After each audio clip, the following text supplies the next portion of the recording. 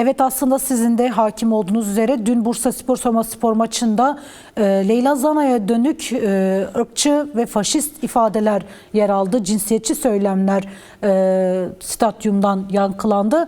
Ancak bunun sadece Leyla Zana'ya değil bir bütün Kürt kadınlarına bir saldırı olduğunun da altı çizildi kadınlar tarafından. Öncelikle siz bu saldırıları nasıl değerlendiriyorsunuz? Kürt kadınlarının hedef alınmasına ilişkin neler söylersiniz? Evet, maalesef ki dün basına yansıyan durumdan öğrendik zaten biz de bu ırkçı, faşist bir saldırıyı. Ve şunu çok net ifade edelim, eğer bu durumla ilgili mevcut siyasal iktidar eğer adli makamları harekete geçirmediği sürece bu saldırıların başka yönlü şekilde devam edeceğini de çok iyi biliyoruz. Çünkü böylesi bir aslında hakaretin, böylesi bir küfürün, böylesi bir ırkçılığın tribünlere kadar ulaşmasının bir sebebi de elbette ki bununla ilgili önleyici politikaların üretilmesiyle çok ilgili olduğunu biliyoruz. Kürt kadınları peki neden hedef alınıyor? Hele de Leyla Zana gibi aslında mecliste ilk Kürtçe konuşan bir kadın, aslında birçok Kürt kadını tarafından sembol olarak adlandırılan bir kadın siyasetçinin isminin alınarak bunun yapılmasının da bir mesajı var aslında. Her geçen gün aslında ırkçılığı, milliyetçiliği körükleyen bir şey.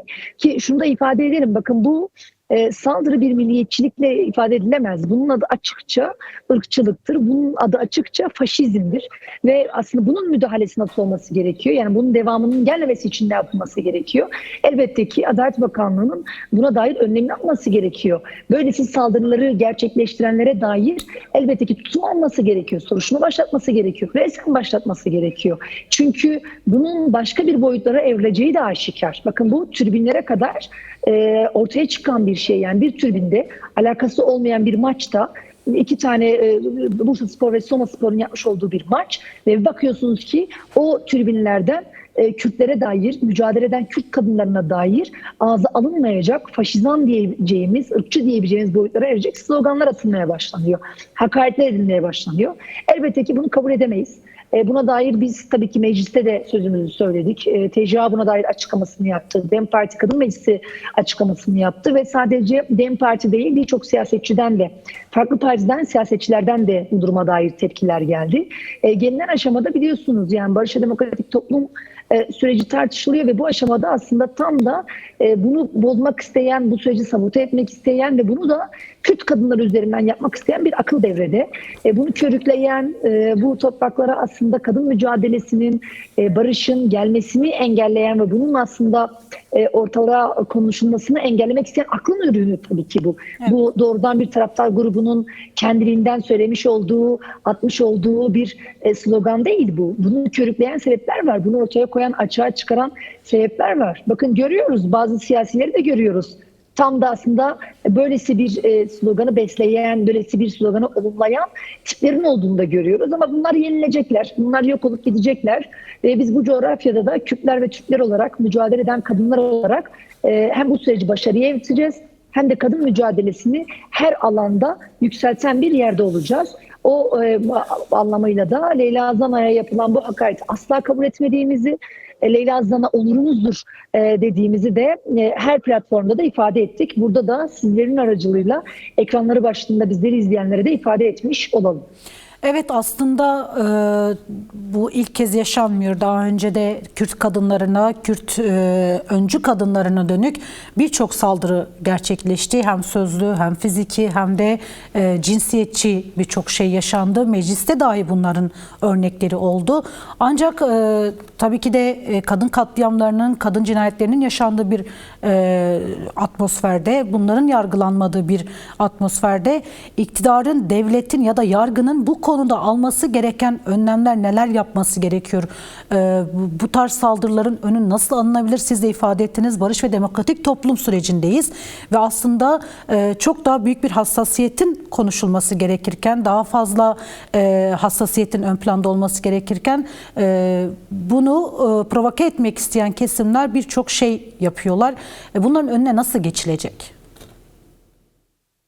Adalet Bakanlığı şu an itibariyle bile, yani böyle dün itibariyle anında soruşturma başlatması gerekiyordu. Gerek kulübün buna dair, yani bu spor kulübünün de buna dair bir tutum alması gerektiğini ve bundan sonraki yapılacak şeylerde de buna benzer eylemlerin, fiillerin olmaması için de elbette ki önleyici tedbirlerin alınması gerekiyor. Çünkü bu hem bu sürecin ruhuna uygun düşmeyen, hem tam da barış demokratik toplum süreci konuştuğumuz, kadınların öncü olduğu, kadınların mücadelesiyle birçok noktaya evrilen bu sürecin böylesi faşizan saldırılarla, böylesi ırkçı söylemlerle başka bir noktaya çekilmek istediğini de görüyoruz.